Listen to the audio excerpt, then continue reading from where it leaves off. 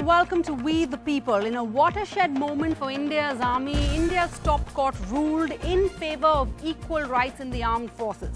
In a landmark decision this week, the Supreme Court ruled that female officers should be granted permanent commission and command positions on par with men.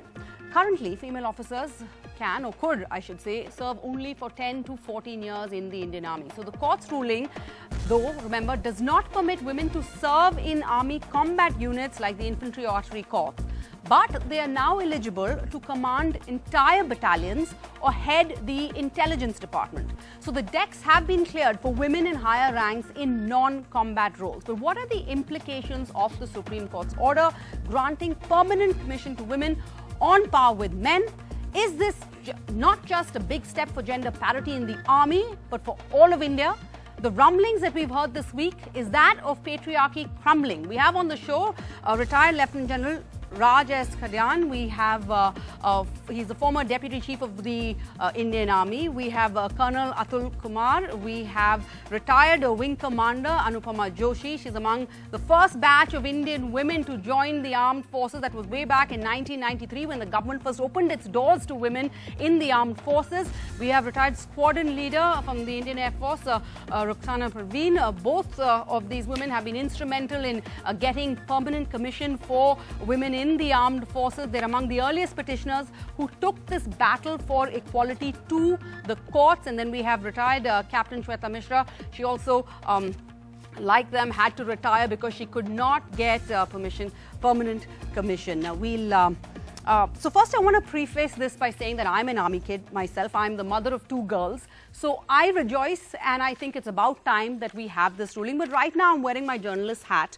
So I want to play devil's advocate and ask some tough questions. What are the implications of this? Is this actually practical? Can we see this work on the ground? So, Wing Commander Joshi, first to you. The Army hasn't officially actually reacted to this judgment. We've got a tweet from the Defence Minister.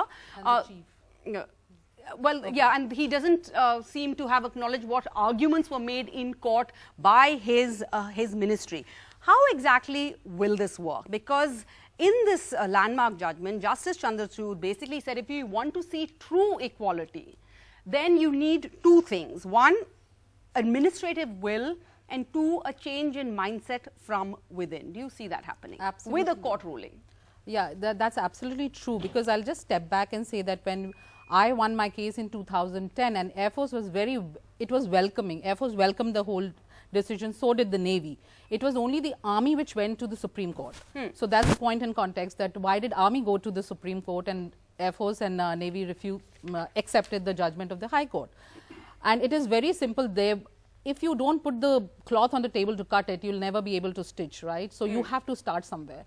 So their argument of saying that there will be administrative hassle, if there is not going to be administrative hassle in the Air Force, I really do not see how it happens in the Army. We have women in the constabulary, which I've said there. We have women in the police services, the CRPF, and the paramilitary forces. They have worked in hard, they've represented India in the IPKF. So I really do not know where Army is coming from, this whole kind of resistance of accepting them wholeheartedly. I know General Khadian would have a different view on that. And if I were just to set the ball rolling with the fact that when I put my petition, my prayer at the court was very simple: keep me on the basis of my efficiency, not on the basis of my gender. That's what I would like to say. And you had been awarded, you had been felicitated for your work. Also, I read an interesting story about the first day when you reported to duty. Yes. Can you tell us something about that before I go across to General Khadian? Yeah, so it's very interesting. I went to the, the barracks where we would live, and there was this, the mess in charge. He was to hand over the key to me, to my room. So I asked him, I was a pilot officer then, and I asked, where is the room for Pilot Officer Joshi? So he says, wo to theek hai, par sahib kahan hai? So he was thinking that, there is somebody else who's going to be coming behind me. So that's General Khadian, respond over here. Why is the Army different from the Air Force? Any special reasons for the Army to go to the Supreme Court? It seems like there's a resistance. It's rattling years of established norms, defense establishment, norms that have been put into place by men, basically. Okay. Let me start by making 1 or 2 very brief general points. I've been on this program 2003, 2004 with Barkhadats. That's why this has lasted so same long. format, It's such a and I've been long on the legal firing line. quagmire. These Okay. women have been fighting for so long. Thank you for bringing that I up. have never any doubt about the lady officers' efficiency, their bravery, their courage, their gallantry. That is not in dispute. I am also a father of a girl. I am also brother of a sister. I have full respect for the ladies, whether they are officers or they are otherwise. So my views, which will be unpopular, but I am not here seeking popularity, but to project Absolutely. pragmatism. Which is also why we've invited Okay. you. There is a inbuilt dichotomy. Yes. All along we've been projecting women in the army. That's the theme. But actually what we are implementing is women as officers in the army. There is a difference. The entry as of now for the last 28 years that it has been in operation is only confined to girls who are graduates, which is less than 4% of the population. So except in our slogans, we actually haven't achieved the women's equality that we are projecting. Absolutely. The second, there is a contradiction. The people who frame these policies, who push the public opinion, the politicians, the bureaucracy, the intelligentsia, the judiciary, don't send their children to the army. So they have actual no knowledge except they see the army. Sir, Just tell us one minute. what is Let it me that we finish should it. do? Yeah. I know I am on the firing line. They only see the army at Rajpath, which is good, we project muscle power, but they have a very romanticized view of the army. That is also the case with the people who are not informed.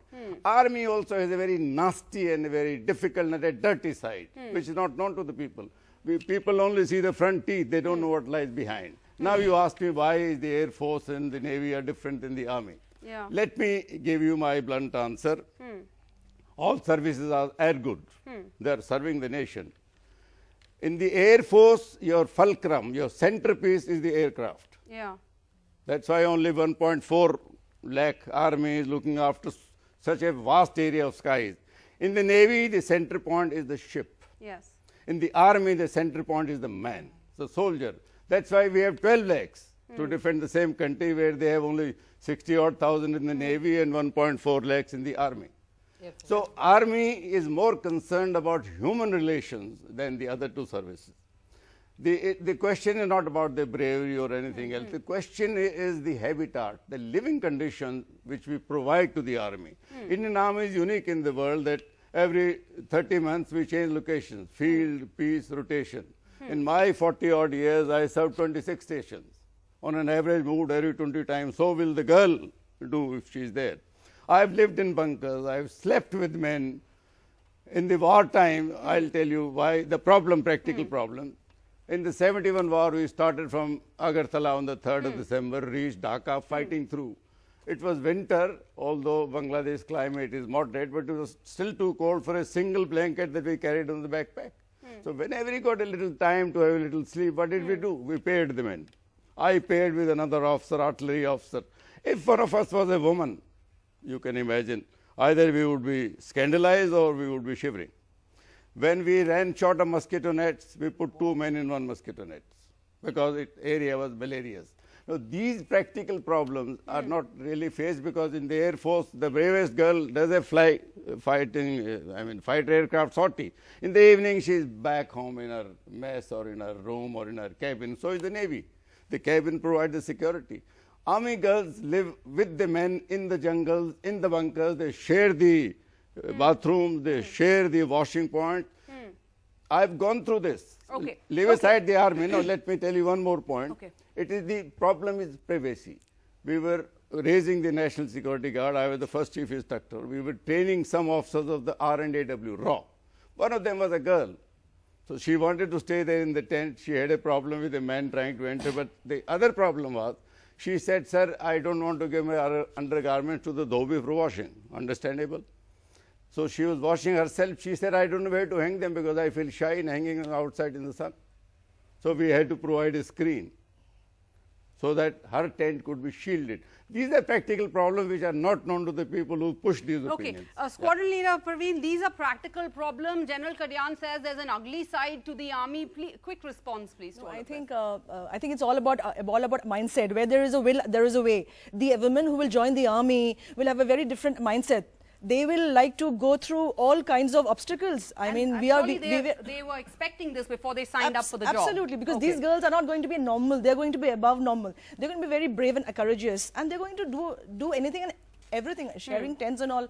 It's all, I think, it's all. But as General Kalyan said, there's a dirty side to the army. Those are his words, right? Did the language that the army and the center used in court, was that troubling? Because, for example, you know, these generalizations, and socially it was quite regressive, one would say, because it said that the presence of women officers in all male environments requires moderated behavior in their presence. Good for them, right? Men Yeah, will be so well be it. behaved. Men will be civilized. Men will learn to respect a woman and And respect if not, their why privacy. not start in the army and not anywhere else? Of course. So, was the wording of this, you know, the argument put forward by the government, by the army, troubling for you? See, I haven't gone to the judgment so much, but I remember in my case, in our case, the Air Force and the government of India tried all kinds of, stunts, I should say, to get to not get us permanent commission.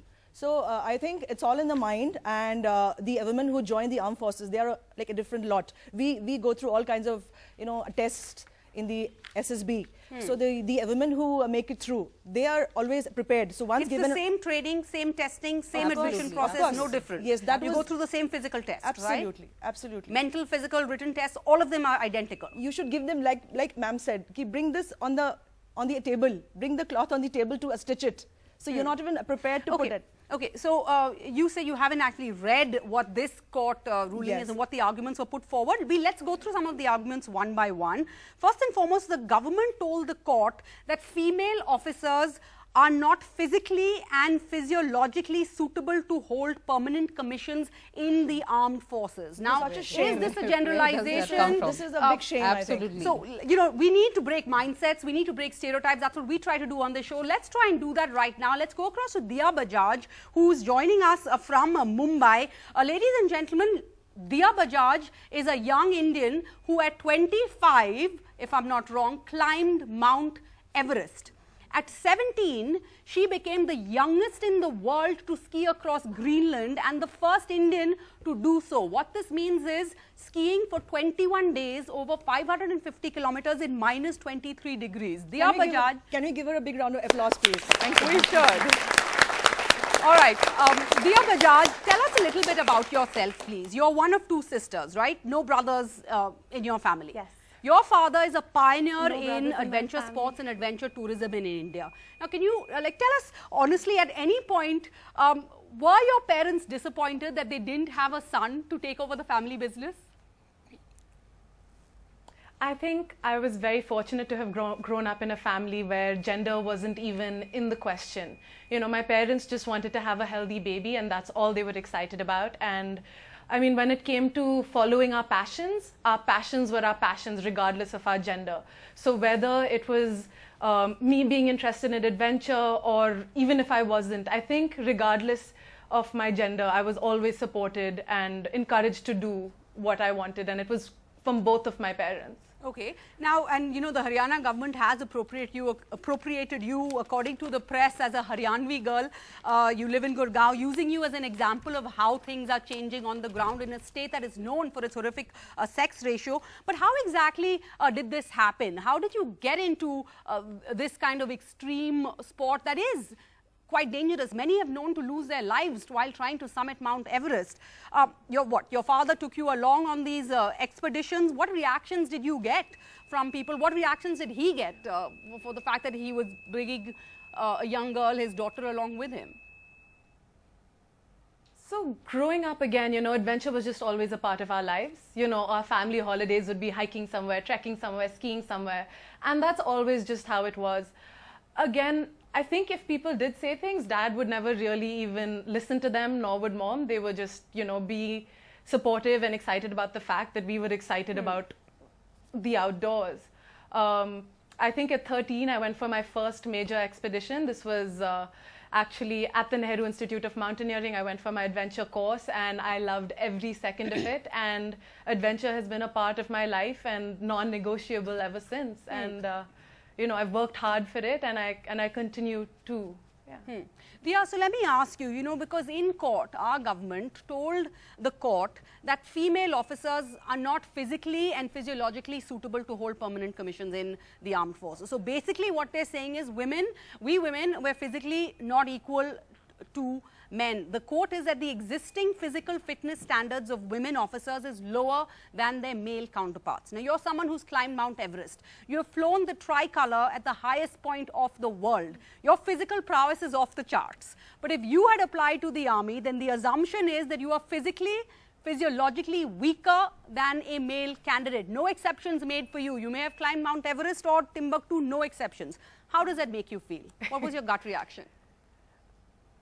I mean, honestly, I just find it hilarious that we're having this conversation at all. I've climbed with men, I've climbed with women, and I think when you're up there and you're out on the mountain and you're in an extremely challenging situation, it all comes down to mental strength. And honestly, I believe that as women, we do have a lot of mental strength. I mean, have you ever heard of I can't even imagine a man giving birth to a kid, the amount of pain and stress that involves. I think women have a lot more ability to withstand extreme physical duress as well. And I think it's quite funny that is, even something that can be said. I think that's a very important point. I think mental there's no stress. basis We'll for try it. and come back to that. But Captain Shweta Mishra, the irony is here that Diya Bajaj, who's put India on the map, if she chose or chooses to serve the nation by joining the armed forces, she will actually get a rude shock, because at a time when her father has never discriminated against her or her mother has never discriminated against her, had she joined the army before this, she would wake up one day and find out that she is discriminated by the force. Absolutely. Every citizen of India should be provided equal opportunity. Everyone has got the right to equal opportunity, right? So here is Indian Army, which is saying that women officers, you will serve for 14 years and go home. Male officers, you have the opportunity to serve for 20 years and further and take on the pensions and other benefits, take on the command. So you spent your 20s and 30s and then you were told thank you. Absolutely, absolutely, which is illogical, because women up until the service of 14 years are serving at par with men. They are taking same appointments, they are getting posting to similar areas, right? The figure says that as on date there are 1,657 lady officers in the Indian Army, of which 30% are posted in the field, modified field areas, right, in the extreme areas. So they are up until now they have been doing duties at par with men, and at the service point when they have completed 14 years, they are told to go home. I mean, up till the Supreme Court's judgment came. So the contention that you are physiologically not at par with men, then how come they were serving up until 14 years of service? And are you married to somebody who's also yes, an officer? my husband. So at 14 years, you're told to go home, but he can continue. Correct. So you have to be at home and every day, pack him off to work and live with that, those emotions. Yeah. So that's what the contention was, that just because I am a woman, I shouldn't be told to go home at the service of 14 years. But again, look, the court has ruled on this. That's a done matter now. That is the right. The court has ruled, and the court's decision is supposed to be right. How is this implementable going forward?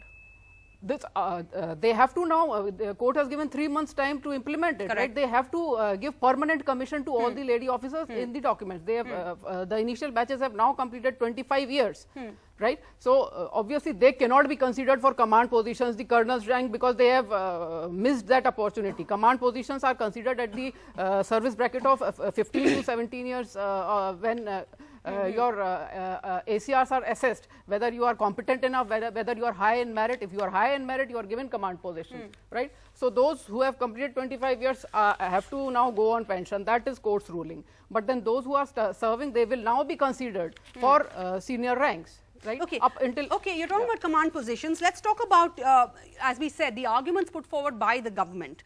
The Solicitor General Tushar Mehta, appearing for the central government, told the court that male soldiers in the Indian Army from rural India are not ready to accept women commanders. Now, many of us may find this argument repulsive, but can you deny that this is not an issue? on the ground? Absolutely. Having served for 8 years, I have served for 8 years, and lady officers now have served for 25 years, as I said, initial batches. The men only see whether you have leadership quality or not. If you are genuinely commanding them, if you have genuine concern for them, if you are genuinely giving right decisions to them, they will respect you. They will salute you from the heart. Colonel It Atul is Kumar, is that irrespective whether true you are a on the male or a ground? female. Okay, a couple of quick points on this. Number one, the issue in focus is about granting permanent commission to women officers. Yes. It is in the Supreme Court judgment. It is not about going to field areas. It is not getting commission into combat roles, as General Katyan said. Yes. We are taking it a step forward about them getting into ranks and files. Incidentally, 100 girls are getting trained to get into Corps of Military Police as of now in rank and file, not in officer cadre. The point of physiological and physical weakness part also is there. In US, there is a Center for Military Readiness. They have biologically proven that there is a difference. That firstly, let me say, I am also father of 2 daughters. And I don't believe in gender equality, because for me, women are above men. There is no doubt about it. Okay. But when we talk of physical fitness, the physical fitness bars in armed forces lives versus a sports person or an adventurist are different. So when we talk of benchmarking in the physical standards by which people are judged in Indian Army, they vary based on gender, they vary based on age. So when you are running a 5-kilometer BPT run, the timings are different, because somebody has given it a thought, medically proven who will reach and when. That is one. Now, when we talk of this social thing, again I want to say 2 things here. Number one, it is partially true. It is not that we can simply brush it aside with contempt. It is true partially. However, it can be overcome. And I would like to quote from a book by Colonel David Grossman from Israeli Defense Forces. I am taking it slightly on a tangent, not about acceptance by the troops. Israeli Defense Forces till 1948 had women in combat role, and after the operations in 48 and 56, they took it off. The incident, one of them, which is very interesting, he said, was a woman soldier got wounded, and the commanders of that IDF company found the uncontrollable, protective, instinctive aggression coming in the troops, which took away the integrity of the unit. I am talking in a positive sense. Instinctively, males become protective towards their fellow women soldiers. It was causing a problem. Fellow male soldiers, I'm assuming. Yes, that is why I said it can be overcome. My previous sentence was this only. So my view on this complete thing is permanent commission to women is a foregone conclusion already given by the court also. Yes. Nobody is disputing that. How it will be done and for what reason it has been fought for is what probably I have my observations about. Okay, so you're saying it's not going, we're perhaps romanticizing things. Is it practically possible? How are we going to go You forward? have to see That's the what we want to look functional at. reasons and the way forward. Yes. Organization has Pragmatic to levels. be But mature I wanna- enough to okay, absorb a big so change like and this. just please go back to this, the argument made by the government and the army in court was that male officers will not take orders from a woman commander. Today also they are taking. Yes, they are. They're Because taking. No, but also, on the other hand, isn't this insubordination? I mean, isn't that Absolutely. the basic tenet of being in the armed forces? You take orders. For these, for so many years of service that lady officers have put in, there is not a single case of insubordination that has been reported in the army. So, I'll the answer support to this. that, I'll support this. I have commanded a unit in which I had 3 lady officers. I have served in units in I had lady officers as my colleagues. on grounds of This is not a problem of officers. The point which government probably gave was regarding the men, rank and file, who may have reservations, and there is partial truth in that. I would beg to differ because I do not know whether you've done a bit of it. I took up a case against rank and file, well we call. There was a sergeant. There was something obscene he had written on my office door. I took up the case. I got him court-martialed. So these kind of things will happen, and we have to react to it, and there will be a result. But that doesn't And it may stop. happen in all spheres. It may It will happen happen in other everywhere. professions. Wherever men and women are working together, it will happen. You're right. So, so the but question. the point is, the very fact that this thing happened is But- pointing to the mentality which is there. I am not saying it is right or wrong. It is not because he was a military man, he was a sick man. Okay, he could have been in civil and been the same. Yes. So let's not make it such that it is only happening in military. Rather, I feel so secure in military that because this happened, it was addressed immediately. And within 6 months, the person was out of the Air Force. There was a court-martial held. And I'm telling you here and now, if this thing happens, I hate to say it, but it happens to the women in civil street, and they don't even get justice for it for years on. So rather, I feel it is more so that the organization is set for women. And coming from taking orders, the Air Force is military is very structured place. So, Colonel Kumar, I want to go back to the point that you made about physicality, physical strength, and how the protective urge comes out in men if a woman fellow officer is injured, etc. We'll talk about what this means in combat for a second. But similarly, then, should then not be should there not be admissions made or advantages given to women for mental health? Because Diya Bajaj raised a very important point. She says women are mentally stronger than men. In fact, there is a Harvard Business School study which proves that in a group's intelligence quotient goes up when women are part of the team.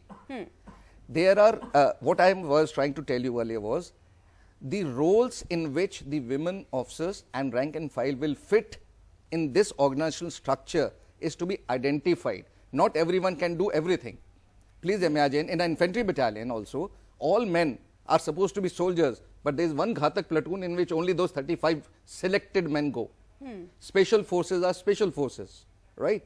Similarly, women, what all roles can they do needs to be identified. So who sets the criteria for combat? this? That's another battle yet to be won. We'll get to combat. I want to just finish this point of physicality. I actually managed to speak with Milan Soman. He needs no introduction. Everybody knows him. He's a face plastered all over the country and he wears many hats. But I spoke to him in his new role, new avatar as an author. And Milan Soman, thank you for joining us on We the People. On this show and on this issue, many questions have been raised about women's physicality. But an interesting thing I learned on reading your book that blew my mind was the fact that the first Iron Man in India was actually an Iron Woman. Well, I think what we have seen in endurance events all over the world, that women, as the endurance events get tougher and longer, women are actually better than men. Women have better endurance than men, better mental endurance, better physical endurance. And we have seen that even in Pinkathon. Like we started the Pinkathon with the 3 kilometers and 5 kilometers and 10 kilometer distance. Then we added the 21 because there was a need for that. Then we added the Pinkathon 100K, which is a 100 kilometer event for women. Now we have a 150 kilometer event for women. And these are the women who are housewives or women who have never exercised in their life before. They started, they took their first steps with Pinkathon, and now they are raring to do 100 miles. So that tells you something about how limitless we are. And I think when you're talking about the army and you're talking about the authorities and the government, they must take that into consideration, that unless we allow or we create opportunities for women to show exactly what they can do, we cannot actually evaluate them based on anything else. Thank you so much for that, Milan. General Shandyan, the army must take that into consideration. Okay, firstly, let me make it a point. We are dealing with two Indias. 70% people who live in the villages, 30% who live in the cities where it is individual living. For years, you don't come to know your even same floor neighbor. The villages live in a community. My conviction is not only based on my more than 44 years in uniform, but I am also born and brought up in the society which provides the soldiery. They don't come from cities, they come from the villages. Yes. You mentioned about physical fitness. You cannot defy biology that a man is stronger than the woman. That is a fact of life. The shell of the Bofors gun weighs 46.2 kg. Most men will be able to lift it. I don't know if all girls will be able to. I don't know about most men though. Like the fitness Yeah, levels most of men, the at average least in the Indian army. male is not much. In the army. So that's a separate issue. We are not doubting the girl who climbed the mountain. I said in the beginning, their ability is not in doubt. Now coming to the Supreme Court judgment and the army. But the only thing is, if Diya Bajaj had applied to the army, she wouldn't be judged on her own achievements. Yes. It would be a blanket that no, you can't because you're a woman. not looking at her. Army, when army says that the soldier will not obey, is reflecting a reality that is taken from his hometown, where he comes from the village. He has never seen his father taking orders from the mother. That's sad. Society is changing. Yes, you. No, so in the villages, society is changing. Now, why doesn't he take order? Only psychologists can tell. But I can tell you from experience. I've grown up in a village. Just a minute. The role separation in the rural areas is much more distinct. Farming is a man's job. We've never heard of a woman farmer committing suicide. No, no. Women, farming is seen as a man's job, but women are breaking their backs doing farming every day. The running of the home is a women's prerogative. No. General Khadian, one second. Let me ask you this. My question is, this is the argument the government put forward. My question is simply this. These are the realities on the ground. We are not arguing about that. But is not the job of the government to fight for all Indians and to fight regressive mindsets? In this case, the government fought the women petitioners to hold them back, saying that men will not take orders.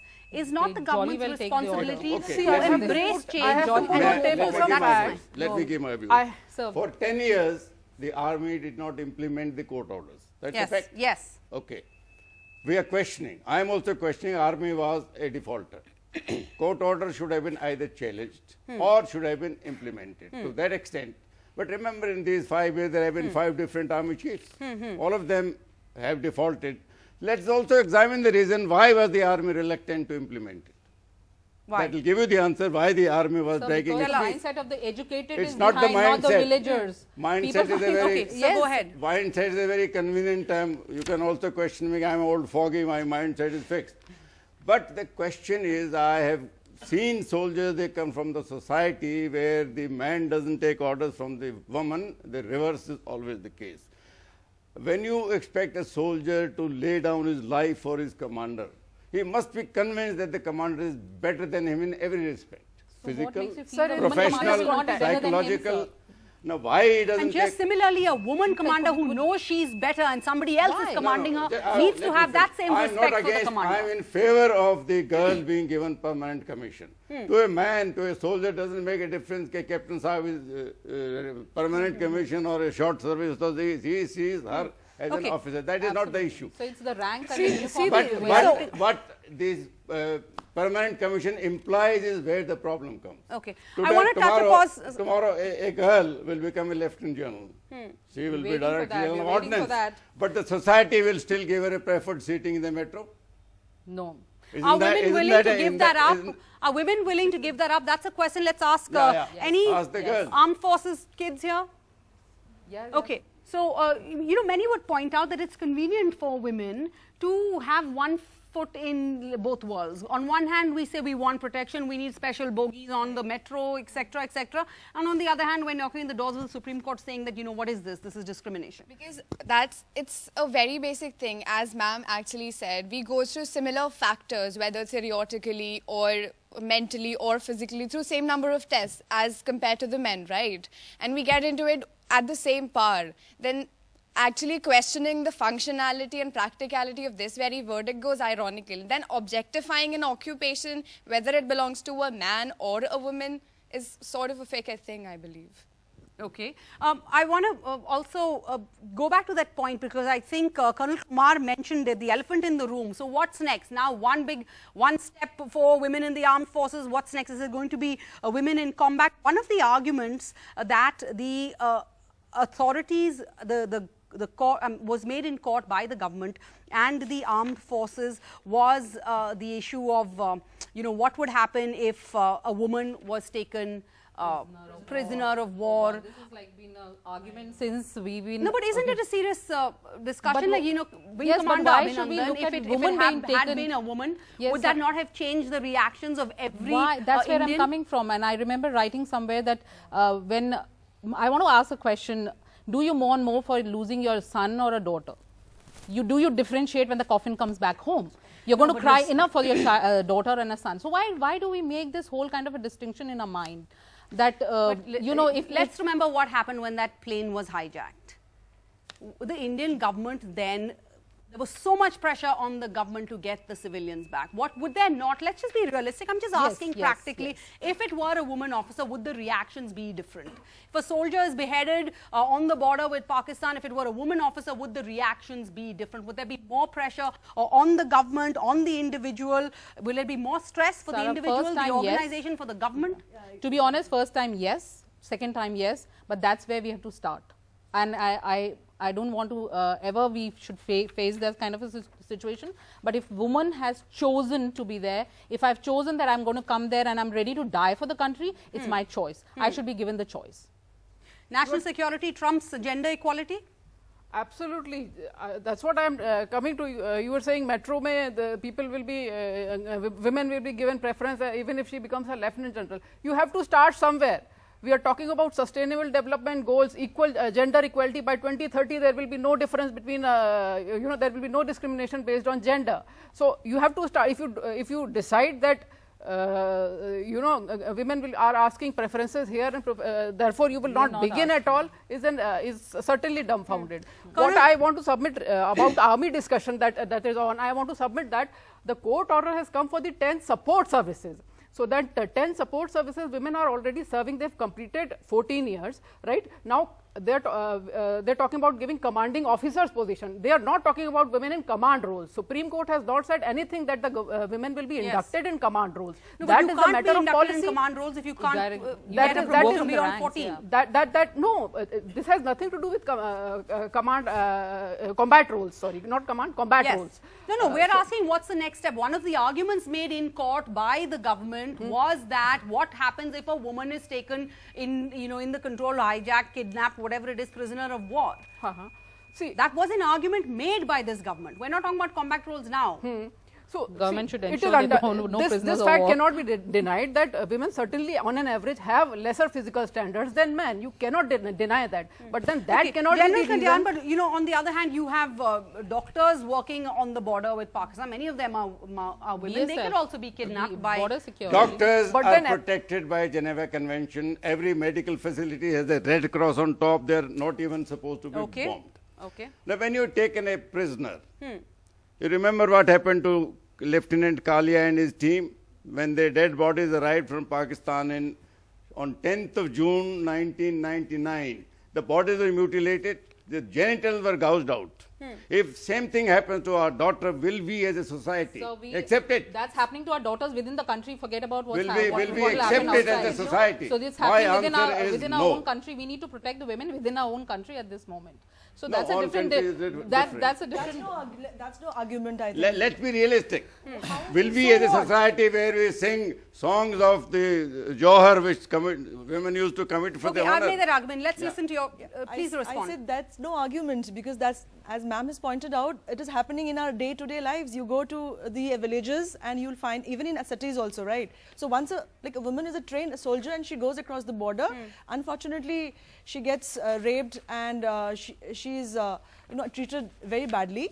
So that's how she'll be trained, right? And even if she comes back, it's very unfortunate, but it has to be accepted, and there has to be a first. One step forward, but I want to go back. I want to go back to the original question. How practical is this? How implementable is this? What happens next? Is this actually patriarchy crumbling? And for that, I want to. Again, you've talked about what the reality is for women on the ground in India. Let's go across to Monika Manchanda, who joins us now. Monika, you hit the headlines and everyone was talking about you on Twitter because of this bizarre situation where one heard that you were asked for a no objection certificate from your husband so that you could travel abroad. Is this true? What happened?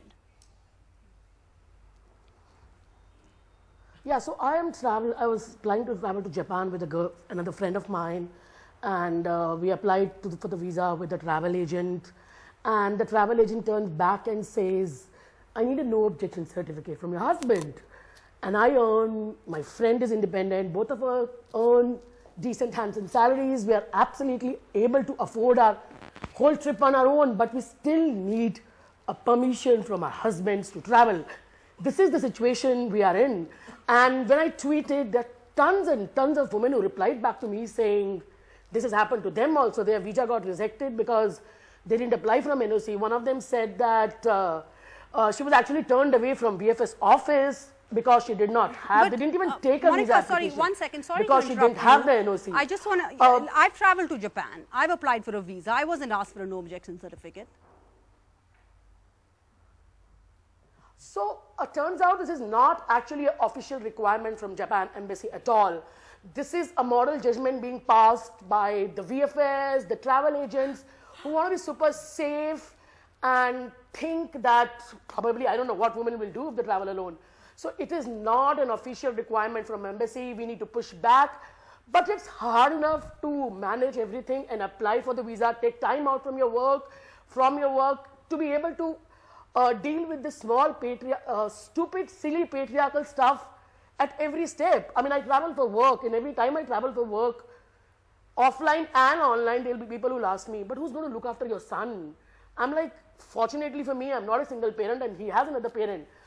But the whole idea of treating women and men differently has to go. I mean, we have two parents equally responsible. A father does not babysit his child. Similarly, there are many, many ways. I mean, I was listening to this conversation, and one of the things that you were talking about was that what happens with women officers get captured and raped. I think one of the most important things for us to do is to remove the tying that we do with rape with izzat or honor, right? I mean, it's as bad. We get as angry of women getting raped as we get angry of our men soldiers get mutilating. That's all. Absolutely. That is what it is. The story ends there. Thank you, Monika. So, but you know, you've given us an example of what General Kalyan, for example, is talking about, that the reality on the ground is very different from orders perhaps passed by the Supreme Court, which we've all agreed is the right thing and must be implemented going forward. But how will that happen? You, Monika's also raised very important point about, you know, a lot of this patriarchy begins at home. It's rampant in our homes. Men are not doing co-parenting. I want to go across to Richard Paiva. He's an athlete. He's joining us from Australia, where he's going to be competing in the Ironman race tomorrow. He's the father of 2 girls. He runs a professional training company that is committed to the overall development of young girls from 6 to 11 years through sport, and it emphasizes on sport that is that conventionally girls don't play. Like, I'm talking about football. I know it's changing, but he's part of that change. Richard, first, your reaction to the Supreme Court order, specifically to the response that men cannot take orders from women. First of all, I think it's a fantastic decision. It made me smile really wide when I saw the news and I read about it. So from a personal point of view, I feel that this is the right direction. I understand what the army has to say about this, because you know, we're talking of battle, we're talking of the psychological effect of battle, and I'm not an expert in this, but I would actually look into this as change also brings about resistance. Yeah. But the important thing is to engage in discussion. Yes, you know, what the army says is right. But at the end of the day, it's if we as a society are giving our girls more responsibility to be confident, to be more aware of themselves and the capacities, to go out more often, and to believe in themselves, I feel that the position in not just the army, but anywhere would be fine. But General Kalyan says there's an ugly side to the army. That's a quote. The government said in court that there's no infrastructure in forward border areas, minimal facilities, habitat, hygiene. Would you honestly, please, honestly tell us, if your daughter said she wanted to go into the army, and today one step forward for women, tomorrow maybe they're fighting in combat roles, would you be okay with that? No, as I said, and I will stick to this, is that I think I will speak on my behalf, is that I look at all this as first as we humans. You know, the whole gender construct is male and female. This is an academic, but for me, it is, if my daughters want to join the army, they join the army, you know. If this is the reality of what the path that they choose to, that's the reality, you know. Okay. So you run as much as I understand what the army says, personally as a father, if my 2 daughters choose to go into the army, that's the reality. Are they aware of what they're getting into? Yes, and then so be it. It's Okay, fine. so women are aware of what we're getting into, so they should be supported by the government. Richard, you run a sports program for girls called Art of Sport. Why? Why only for girls? I think, first of all, you're right on all counts.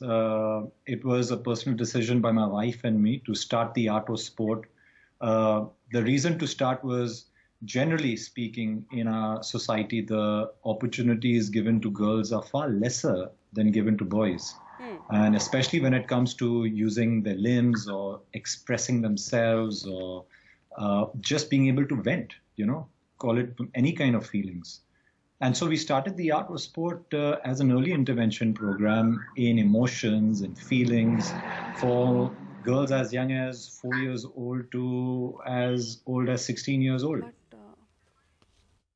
Goal of the Art of Sport is an overall aspect. So we get girls in different age groups to come and participate in team activities. Could be football drills, basketball drills, athletic drills, and get them to understand their own capabilities physically, and while that happens, to also understand and self-introspect on themselves emotionally and mentally, so that they are able to understand their capacities, something which is sorely lacking in our society. Richard, part of the change that we're seeing across India, where fathers coming forward, pushing their daughters. Thank you for your time. All the best for your Ironman race tomorrow. And I know that Richard also, part of his program, has a father-daughter program where they do things like even, baking pancakes, baking cookies, unconventional things, so that fathers even know that this is not rocket science. They should all be able to do this